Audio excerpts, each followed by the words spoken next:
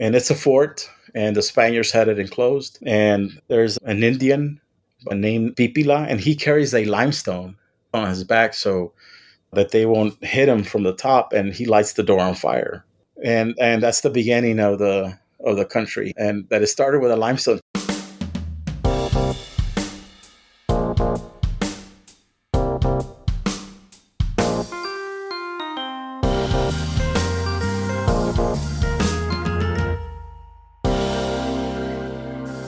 Hello, print friends, and welcome.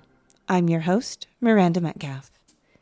This is a bilingual podcast, so if you subscribe to us, you'll be getting episodes in English with me, as well as in Spanish with Ronaldo Gil Zambrano. Together, we speak to people from around the globe about their practice and passions in the field of print media and multiples. Hello, Print Friend is brought to you by Speedball Art Products, who've been offering a diverse range of high-quality products to your practice since 1997. If you are looking to add some pizzazz to your practice, check out their new line of additive glitter. Add a sprinkle of their additive glitter to any Speedball fabric screen printing ink to bring a touch of shimmer to your next design. This glitter additive can be used in nearly any ratio, whether your sparkling vision is more subtle or dripping with scintillating shine. Check out the link in the show notes. My guest this week is Jesus de la Rosa. We talk about his early art influences, like seeing hand-painted film advertisements outside the movie theater next to his mother's shop, how he almost joined the priesthood, and his incredible dedication to teaching and his students. Jesus is someone who many past guests have mentioned as a friend or influence on their practice. I'm thrilled to finally share this conversation with you. So, without further ado, sit back, relax, and prepare to finally have a chat with Jesus de la Rosa. Hi, Jesus. How's it going? Hello, how are you, Miranda? I'm really good. I'm really excited to speak with you. I feel like in the canon of Hello Print Friend conversations, your name has come up several times, if not many times, by different artists who you've worked with or who you inspired. And so I'm just really excited that we've got you yourself on today to have a chat about your work. So thank you for taking the time to join me. No, thank you. It's an honor and a privilege to be on the podcast and to be invited to have a chat with you today. Wonderful. Well, before we get into it, would you please let people know who you are, where you are, what you do? I'm Jesus de la Rosa. I'm in South Texas, in Kingsville, Texas, and I'm a visual artist and I'm an art professor. Wonderful. And then where did you grow up and what role did art play in that part of your life? I'm originally from the Rio Grande Valley. I was born in Westlaco, Texas, and I grew up on both sides of the border because my parents worked in Mexico and we lived in the United States.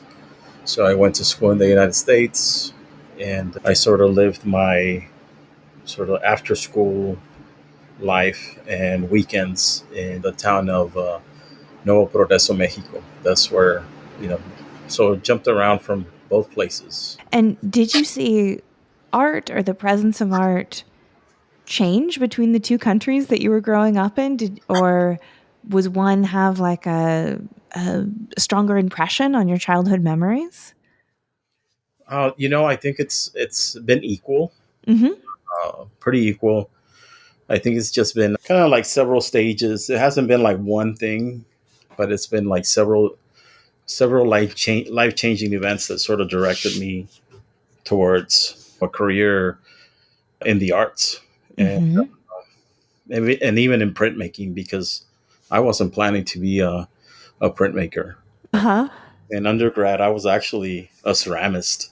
I did a lot of ceramics, and I got introduced to printmaking kind of late in undergrad.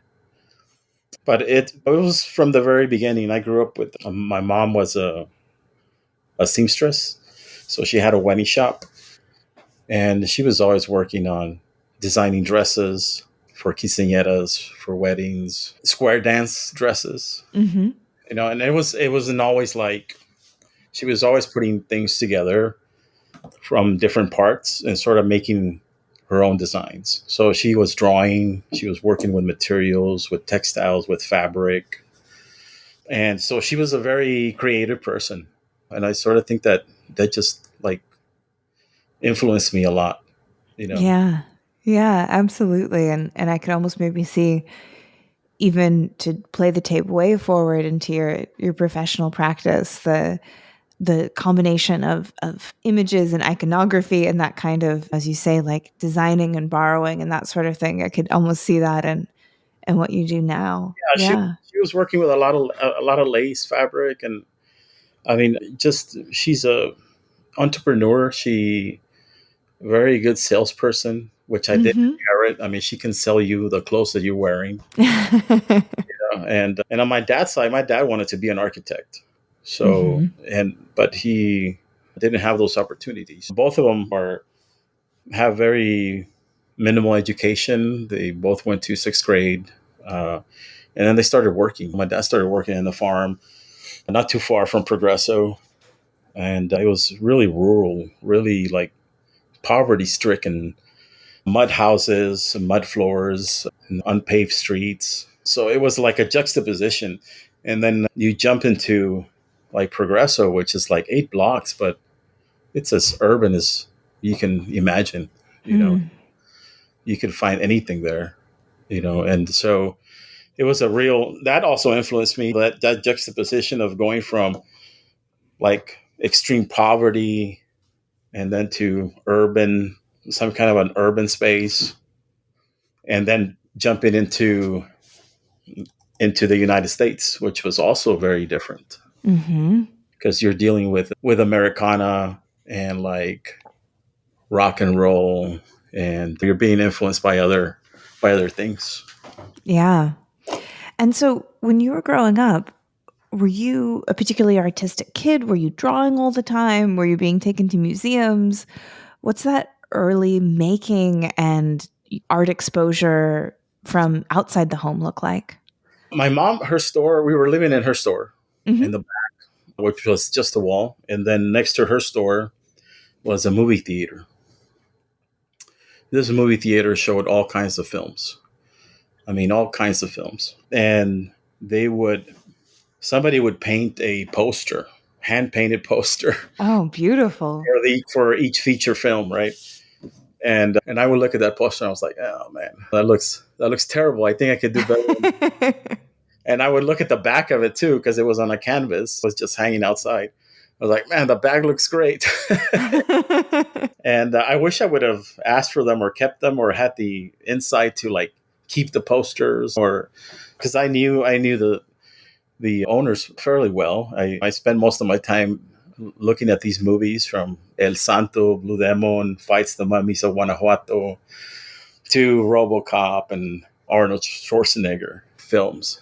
And so I think that had an impact as well. Indirect. Hmm. I didn't know, and I was surprised I didn't go into sort of filmmaking because I saw a lot of films growing up in that sense, and music too, because they would play music. They had a speaker, and before their shows, they're playing all these cumbias and listening to the latest cumbia that's popular at the time, and that was the media that's influencing you at that time, because there's no phone, there's no internet. That's what you're getting. And on the other side, on the American side, is like we get our first rock and roll station, Oh, uh-huh. and I'm listening to like Led Zeppelin for the first time, and or Rush for the first time, and I'm just like, what is this, and then I'm listening to like Tigres del Norte on the other side, and vice versa, right? So I'm growing up with all this information. That's so the rock and roll is sort of late, and it's coming in, but yeah, just the juxtaposition of all these things, of all these cultures. Yeah, I mean that sounds like such an incredibly rich landscape of a childhood of having all these different influences coming together. And so who was doing, do you know, just curious, who was doing the posters? Was it somebody who worked at the movie theater, or was it a local artist? Where were they coming from? Or did they just kind of seem to drop out of the sky to a young Jesus. I never found out who was working on those. And the other part of it was like, so it was that, and then it was like being an altar boy in the local Catholic church, and that was one stage, right? The theater, and then going into like, I grew up Catholic, really religious, going to church every single day. That's where my mom wanted to be, and said, "You're going to be an altar boy." Mm. And there was a priest there. His name was Father Alfredo, and he was really like dramatic. Mm. Everything.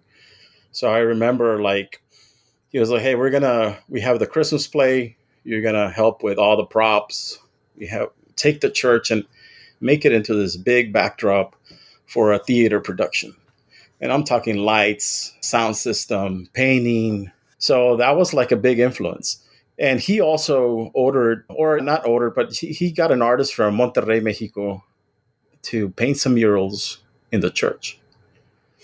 And they were real. They were like, and he would sit down in this particular room and say, "Look, this is the history of Progreso." And there was like prostitutes in the, Oh, wow. this is how it started. Yeah. This is a symbol for prostitution, and they were really dramatic murals. They're still there, and that was a big influence. And I didn't want him to know that I could draw, because Hmm. he was gonna ask me to do even more than what I was doing. But eventually he found out. And then it was like, okay, you're repairing this statue, or you're painting this painting. And then, so it was like growing up like that with religious art, looking at religion. Mm. And that went on all the way to, I was like almost 17, I was like, I stopped being an altar boy at like 15. And then, but I still helped in the church. And then at one point I was thinking of going into the priesthood. Oh, really? So he's like, well, let's go to Italy, look at the let's look at the seminary and see what you think about it. So spent some time in Italy. I was at the seminary, and we went into St. Peter's, and we had in front of the in front of the Madonna, and we had a huge fight. Oh, Right? really? It's just, Oh. we just had it out, like years of just being frustrated with each other. I think more so was me. And then I visited the seminary, and I really didn't find any, like, there was community, but there was a lot of segregation as well. Hmm. And I was looking for that, so some sort of community, and I didn't find it there. And it's funny because I do find that in printmakers with printmaking, Yeah.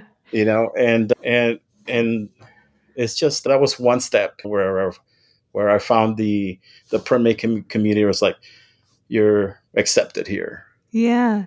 How old were you when you went on that trip to Italy? I think this was like 20, maybe like 2021. Okay. It was Yeah. it was a while back. It was a while back, yeah. And so was this before going to art school or after? No, I had just graduated from my BFA, and I was looking for something to do. There was really, I mean, you just get out, and Hmm. I did like one semester of silkscreen, and then I ended up like working for a t-shirt shop, you know. Hmm. So I was working for a t-shirt shop, and then also in contact with Father Alfredo, because he was going all over the country as well. So, and then he invited me to go on this trip, and that's how it sort of happened. Hmm. Yeah. Yeah, it makes me wonder, when you were doing your BFA, was the work at all religious? I mean, were you considering that you were thinking about this incredible commitment that the priesthood would have been? Was your spiritual side something that you were exploring during your BFA, or was that just something you kind of kept separate from artistic experience at that point? Yeah, no, I've kept that separate, Yeah. because it was something that it was more, either it was a commission or it was We're still friends, by the way, father Oh, for. good. You didn't have to It was like, go your separate ways in front of the Virgin. yeah, it was something like, hey, can you help me with this? Sure. You know, Hmm. and it was really weird for me because people would like cry in front of these and like proclaim that, they did miracles. And I was just like, that's paint. Uh, I know I did it. I painted. I was like, okay. But then again, you have to give people their space as well, Hmm. whatever they believe in, whatever helps them through this journey, so Yeah. Yeah. People will, if they saw what they needed to see that day, like that's what yeah, matters. if it's Yeah. something right. Hmm. If you and you don't have to tell them like, hey, I painted that. Right. Uh, Yeah. but it was Yeah. yeah, but it's yeah. I've always kept it separate, and I've always not really shown it. So yeah, I mean, it's and I'm not sure why, you know, Mm. but it's something that like I think it's more because if it's a request or something that I'm doing to help versus when I'm just doing work for myself, which is I think a different feeling. Mm. Yeah, absolutely. And so you said that you had done a little bit of printmaking in your BFA. At what point did you decide you were going to do an MFA and go to the Ohio State University and move out of Texas, move away from family, I would assume as well, and kind of make that big leap? Not quite the priesthood, but a big commitment and a big change in your life. Yeah, it was. Well, there's several things too. Like, so I graduated. I didn't have a job. I ended up just applying everywhere, and couldn't get any sort of job. I didn't have the experience, or had too little experience, Right. or or they would tell me, well, I kept losing jobs to people with 3 or 4 years experience. Right. And so I ended up at this t-shirt shop and doing silkscreen and printing t-shirts and printing on anything you can imagine, doing like 5,000 runs a day. And it was very commercial, but at the same time, I was like, why didn't I learn this Hmm. in my undergrad? And why can't we take these commercial aspects and apply them to that space, to the fine arts? And at the same time, I was doing like photography classes at the local community college, and some graphic design classes as well. So then the graphic designer leaves there at the t-shirt shop, and then I start doing both things. And I was like, well, started to build a portfolio, and I ended up at the University of Texas Pan American in Edinburgh as a graphic designer. Oh yeah. So I worked there for about 3 years, and I ended up as a publications production manager. It was something that graphic design was something that was like really like something that for me at least, it's like you go from point A to point B, you have a product, and that's the end of it, right? So it was easy. It was something that I could pay the bills with, and it was as close as I could get to being creative. And at the same time, I was actually attending the MFA program at the university. Mm. So, and I opened up a gallery as well. Hmm. At that time, I opened up a gallery in Progresso next to my mom's shop, and to sort of create some sort of connection with artists in Mexico, artists in the United States. Yeah. And And so was it like movie theater, your mom as a seamstress, and then the gallery? the movie theater by that time it had been gone. Oh, okay. Yeah. Yeah. So there's no movies over there, which is really sad, I think. But yeah, it was like my mom's shop. She's working on wedding dresses, and then there's a wall, and then on the other side is the gallery, which, Yeah. which I could run. I was single. I was had a full time job. That was like what I was doing on the weekends, and at night I was going to the studio after working painting. So I was organizing exhibitions, getting to meet people, and creating some sort of community and opportunity for the artists down here. And of course, Hmm. this is all like pre like social media, like where I'm still like sending emails to people and actual postcards. Right. Yeah. Yeah. Yeah. And that was in 2001. Is that correct? They're correct. Yeah. Okay. Then yeah. So then at Pan American, I meet a professor, printmaker, Leonard Brown, and I'm there for a year, and he tells me, hey, you should go to Ohio State. They offer a fellowship, which is a waiver, tuition waiver. And I was Mm. like, no, there's no way. I mean, so he was like, that next step where it was like, okay, you can do this. He's the one that believed in me, believed in the work that I was doing. And so I applied and I went. And at that time, I've never been out of Texas. I never seen snow. I really Mm. wanted to get out of the state and live somewhere else. And I ended up working with Charles Massey at Ohio State, Steve Pentak, and Fioris West. Those were like the people that I mostly work with. So, and I just had a blast up there. So just being in that program and meeting all these artists. And do you think that that's where you found that community that you were looking for? Or do you think you sort of discovered it a little bit before that along the way with like the creation of the gallery and, of course, your undergraduate experience? Yeah, I think, well, the gallery was one thing. I think being a gallerist, I was listening to your last podcast, and you all were talking about being gatekeepers as the gallery, Mm. being a gatekeeper. And there was that aspect of it that I didn't like. Or I got like artists that were like, oh, you're showing him, I'm not showing with you. Oh, Oh, show me next to that person. Why are you showing this person? It was just really like everybody's your friend. Everybody wants to be your friend. Everybody, and at the same time, there was a lot of those situations, which really was like, okay, this is not what I expected. But with printmaking is the total opposite. I think everybody's willing to give you information. Everybody's willing to invite you somewhere to share. Just there's a sense of just somebody else sharing information so that they can do better or do something right. better. Yeah.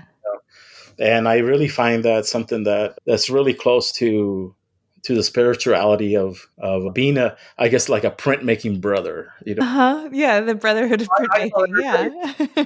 print manito, hermanita, print hermanito, print manito. Mhm. So it's like I really find that really exists in the printmaking community. Yeah. Yeah, absolutely. And so after graduate school, what came next for you? Well, I didn't have a job. I took a trip. I went to see Donald Judd and Marfa, all his Oh, work really? right after, and I've never been. And then so we looked at everything, and we got there, and everything was closed. So we're just looking through the window, and we realized, it was myself and two other of my graduate cohort members, and we realized I was like, hey, whatever we're doing, we have a lot of work ahead of us. Uh-huh. But yeah, you're right. We have a lot of work ahead of us, and so I came back home, and I wanted to teach. That's what I wanted to do. I felt that I could teach. I felt that I could help the people of South Texas maybe reach their goal in terms of having an artistic career. And I felt there's a lot of need down here because we lack a lot of resources that are sort of not given to this area historically. And so I started working. I was applying for teaching jobs, and I would get, again, the same thing. I would get interviews, not they wouldn't go through. So I was working as a graphic designer for a community college and teaching part time, and then teaching actually graphic design and running the gallery. Mm. So at the same time, I got married. I met my wife down here. So I got married, and then I applied to a show here at the current university where I'm in at Texas A&M and Kingsville, and the professor, which is because I went here for undergrad, my former professor, Yeah. hey Jess, you have printmaking hours, would you like to apply for this job? But it never was my idea to kind of like, I was like, well, I want to see where I can land somewhere else. And so I was, yeah, I'll give it a shot. And so I got the job, and I said, well, I'll give it 3 years and see what happens. And I'm still here. Uh-huh. Here and it's been a blur. I mean, it's been an absolute blur from 2008 till now. Just like it's felt like it was yesterday that I was here. Yeah, absolutely. And then like Kingsville, it's pretty far south in Texas. It's kind of close to Corpus, if I'm not mistaken. And have you found that in that time that even though it's been a bit of a blur, that you found that you have actually been able to meet some of those goals that you started out with, that you felt like you've been able to give back, bring some resources, bring some attention, bring some opportunities to a part of the country that is overlooked and under-resourced? Yeah, that's what keeps me here. Mm-hmm. And that's what really what keeps me teaching, because these students are first generation students. 90% are from Mexican descent. They live out in very rural community, conservative. Mm-hmm. The idea here is that you go to school and then you get a job in the oil field or something else that's going to put money in your pocket and food on the table. So that's very important and that's good. But then we have other students, a small group of students that are very creative, very talented, and they don't have an outlet. And Mm-hmm. we're sort of the outpost for that. Okay, so and we sort of holding the flag for that, for to give them that opportunity. So there's been several students that have been very successful. I mean, one of them is Omar Gonzalez, who is now Oh yeah. teaching. He's teaching here, and I've been able to move to painting, and he's teaching printmaking now. Yeah. I've had others that have gone to grad school, and many other students that are teaching or they open up their own graphic design companies and they have success as artists, because we're also told, like, what are you going to do with that? You know, Mm. I Mm-hmm. think in our culture in Mexico, it's like, no, do not do that. And it's not seen as something that you're going to live off of. And I Right. try to tell the parents, tell the students, there are many, many, many opportunities, not necessarily like you're going to be an artist and you're going to live off your paintings or your work. But there's so many other, you can go into museum studies, teaching, Totally. any other areas, many other areas. And so I strive for that, and I have a passion for that, and to help people, to help these students succeed. So, and we've been really fortunate. Like we're kind of in the middle of a rural area, but then we got Corpus, the Valley, San Antonio, and Ryan O'Malley is real close in Corpus, and Mm-hmm. he's always been so generous. Him and Cassie, with anything that they're doing, they're always inviting our students, inviting us for exhibitions, and just really open the doors for working with them. We've done things together, and so that's been great. You know, Yeah. that's been Yeah. that. It's something that I think is rare with universities. Sometimes I think that in other programs, you see other programs as competition, and I feel like specifically in printmaking, it's never been that way. I think Mm-hmm. any other program. Yeah, absolutely. And I definitely got to go down to Corpus for the first time for the Oso Bay biennial. It was really neat to see the way that people kind of gathered there, and it's the community building that happens within the print world is so wonderful and so real. And I think, as you've said, a lot of the reason why people come and keep coming back. Yeah. Mhm. Do you still have the gallery? The building's there. My uncle actually has a restaurant in the bottom, but the building's there. I thought about opening it up or maybe doing a show once a year or something like that, but it's the border situation has gotten so difficult. At that time, back when I was running it early on, I mean, I had a truckload full of artwork, and they would just let me through, Mm-hmm. and there was no problem coming back and going back and forth with artwork. But it's been really slowly been militarized, and it's just very discouraging. So at this point, I think, like, I mean, that's very tempting, that idea. And I also have a lot of work to do here. Right. Uh, Yeah. I have two kids, my wife, and then my mother-in-law lives with us. So she has dementia. So, Mm-hmm.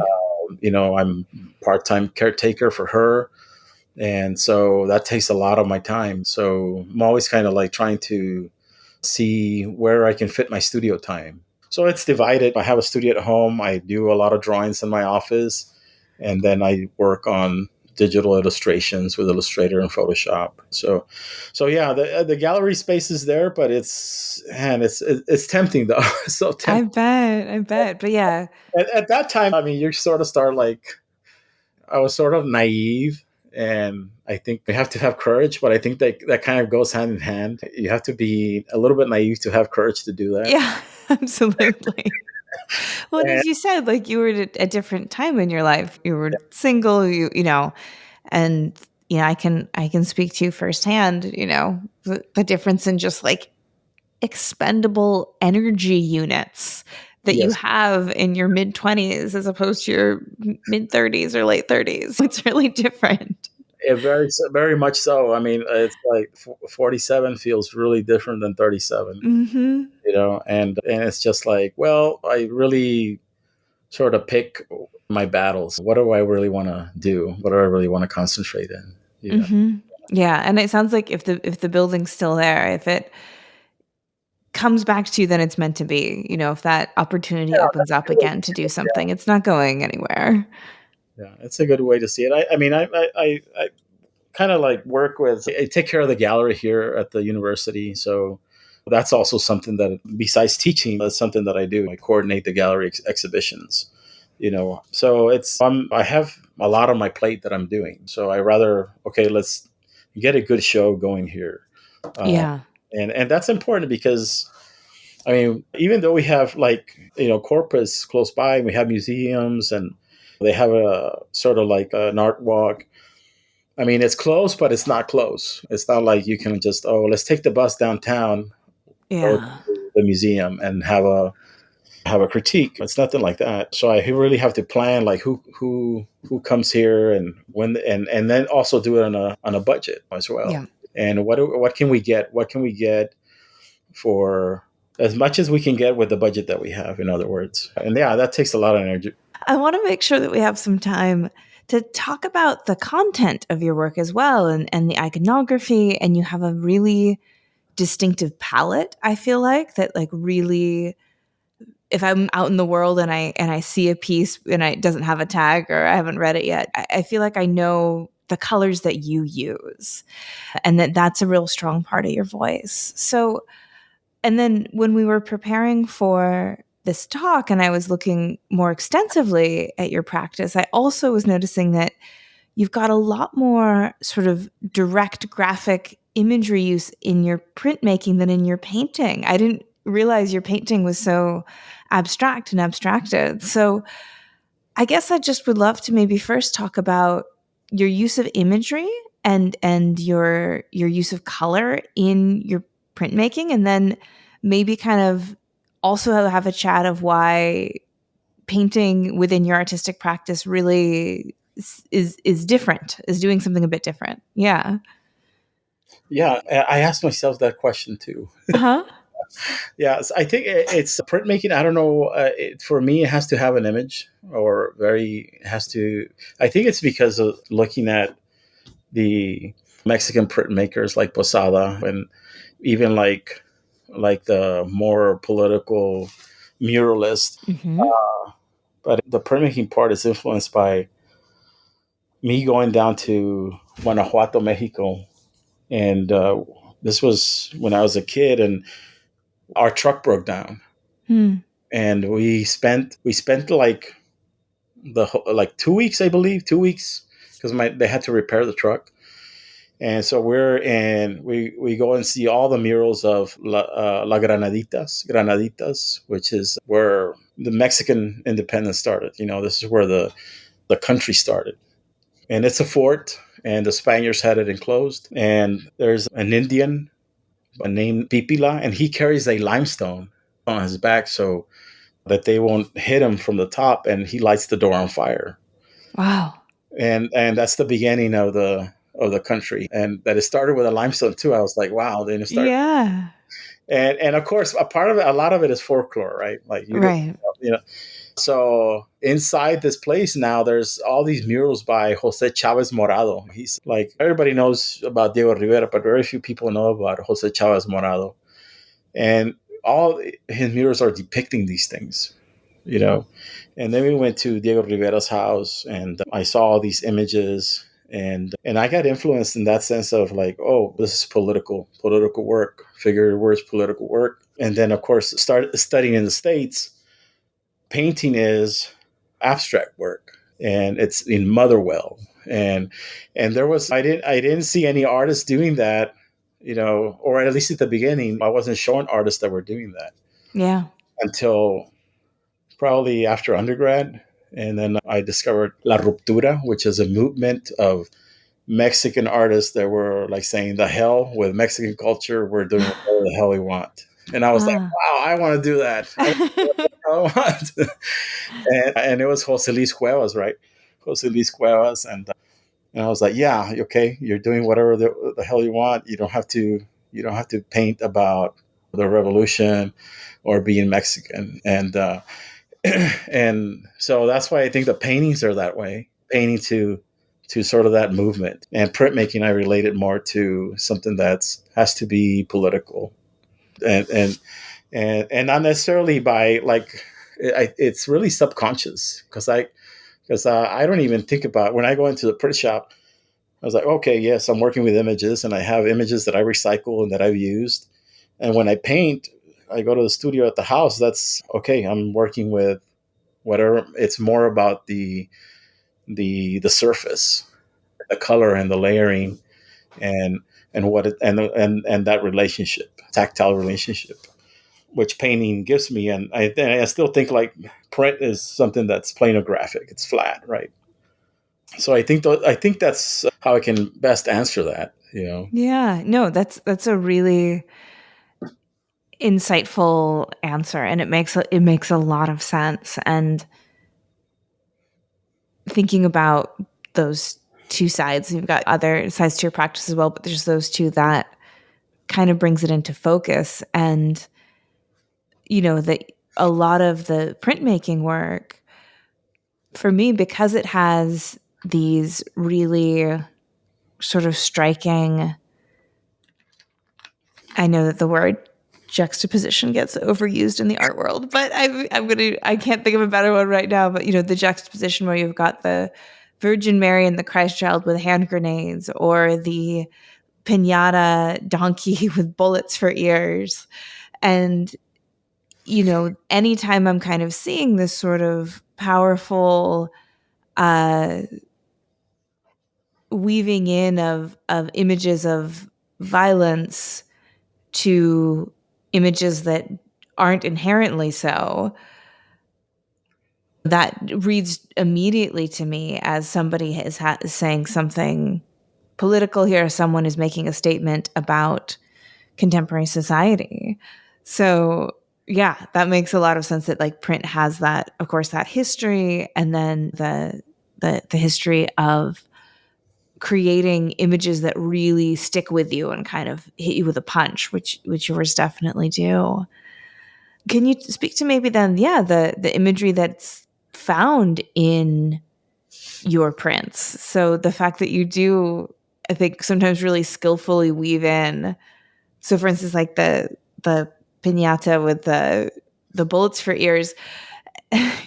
Like if you were just walking by it, you might not notice what it is. Then you stop and you look, and then like the little paper mache donkey itself really has quite an alarmed expression when you stop and look at it.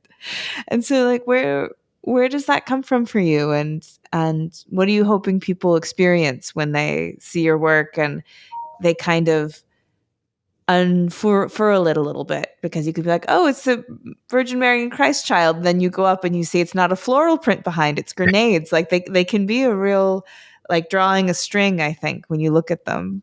Yeah, the grenade flowers. That's an image that I use a lot, and I use in my drawings. And I'm actually currently silk screening a bunch of drawings with powdered charcoal, Mm-hmm.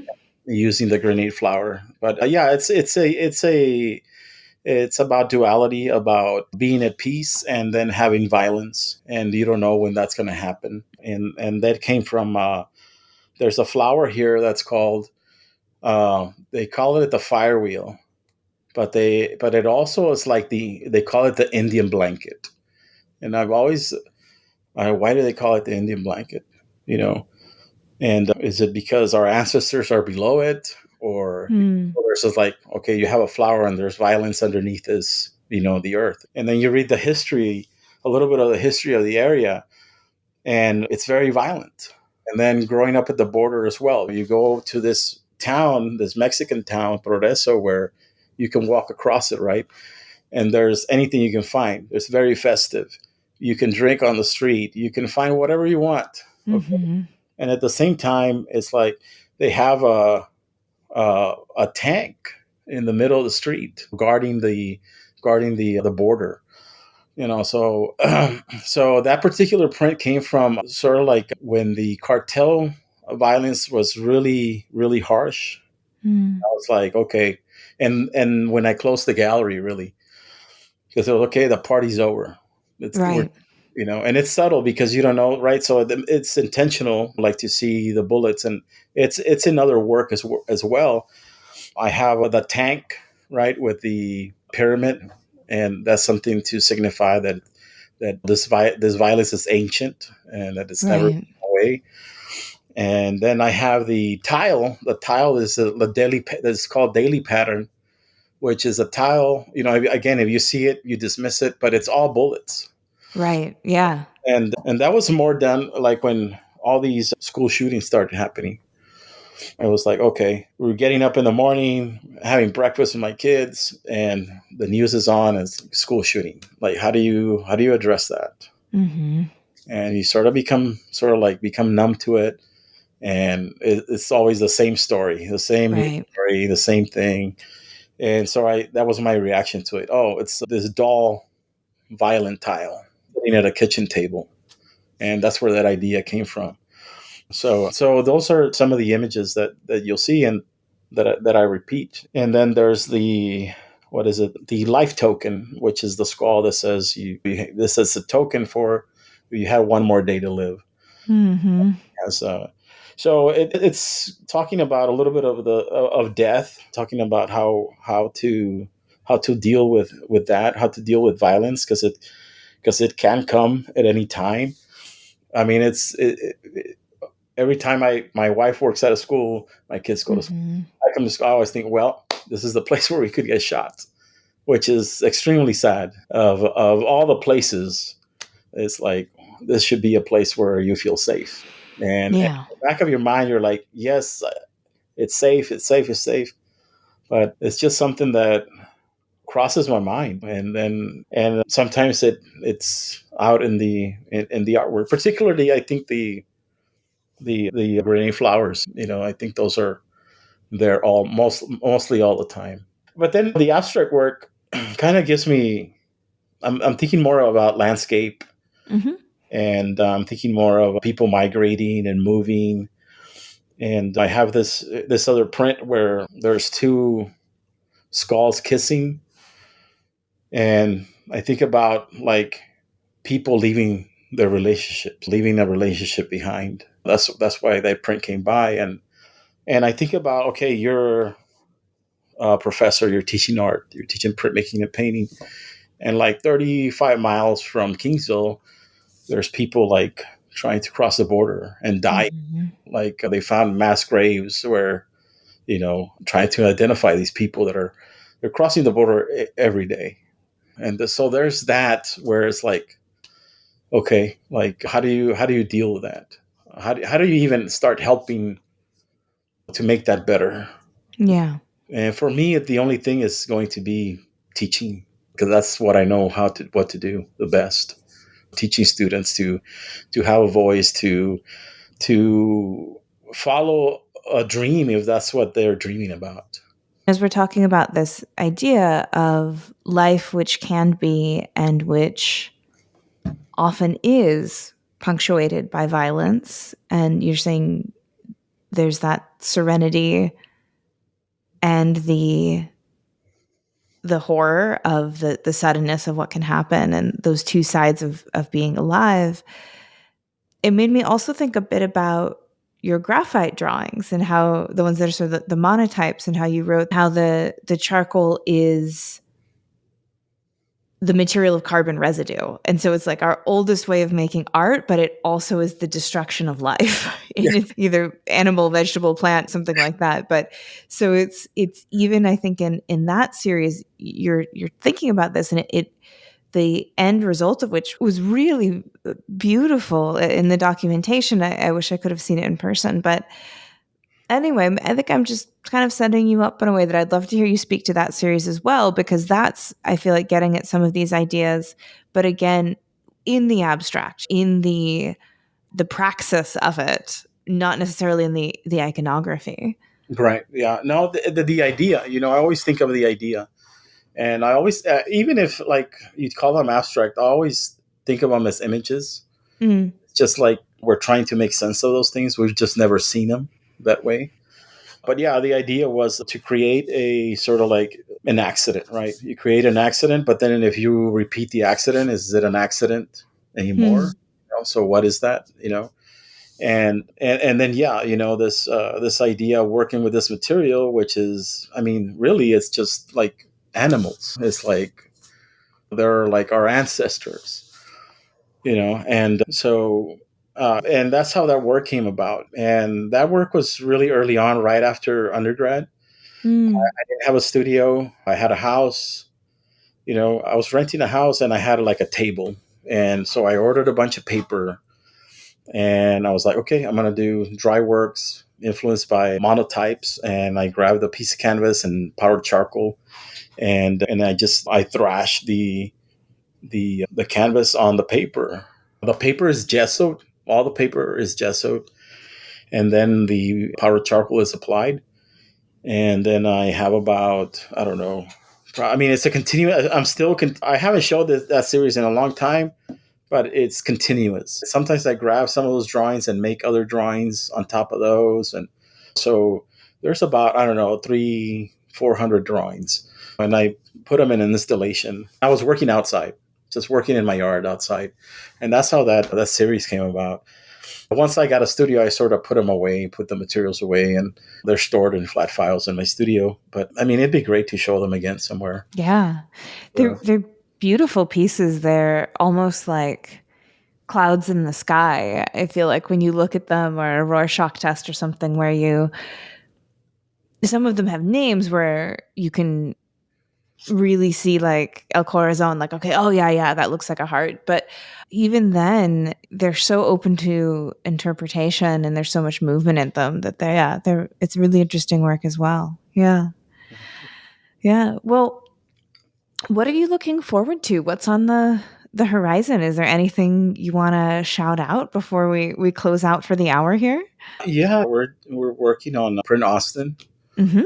and yeah, again, we're doing our steamroller event, which is something that I help the organization with, and so that goes into all this planning. And then we've got our steamroller annual steamroller print that we do here at the university and in town, in November. So we're planning that out, and it's what is it? Last year we got rained on, and then we hadn't done one since COVID. So I think we're sort of gearing up to have a full calendar of gallery exhibits and our printmaking event as well. So, because it's been, I mean, even though it seems like COVID was a while back, we're still feeling that. Oh yeah, those ripples where it's like, oh, like budget and things like that. So slowly trying to get back into full throttle. So yeah, that's what's happening next, and just looking forward to those events. And we're also, as a university, we're hosting TASA, which is a Texas organization conference. And yeah, if you go to tasaart.org, there's a call for demonstrations if you're in Texas. So beautiful. Excellent. Well, thank you so much for sharing your story and letting me take an hour of your day. It's been absolute pleasure to get to know you more and hear what's behind your work that I've admired for a long time. So thank you again. Oh, no, thank you very much. It's an honor. Thank you so much. If you liked today's episode, we have a Patreon where you can help us keep the lights on and get bonus content, like Shop Talk Shorts, where our editor Timothy Pauschak digs deep on materials, processes, and techniques with past guests. Also, if monetary support isn't in the cards right now, you can leave a review for us on your podcast listening app of choice, or buy something from one of our sponsors and tell them Hello Print Friend sent you. But as always, the very, very best thing you can do to support this podcast is by listening and sharing with your fellow print friends around the world. And that's our show for this week. Join me again next week when I talk to Alexandra, Doug, and Ashley, who all worked together on a remarkable 40-foot steamroller printed mural on the east side of Erie, Pennsylvania. You won't want to miss it. This episode, like all episodes, was written and produced by me, Miranda Metcalf, with editing by Timothy Pauschak and music by Joshua Weber. I'll see you next week.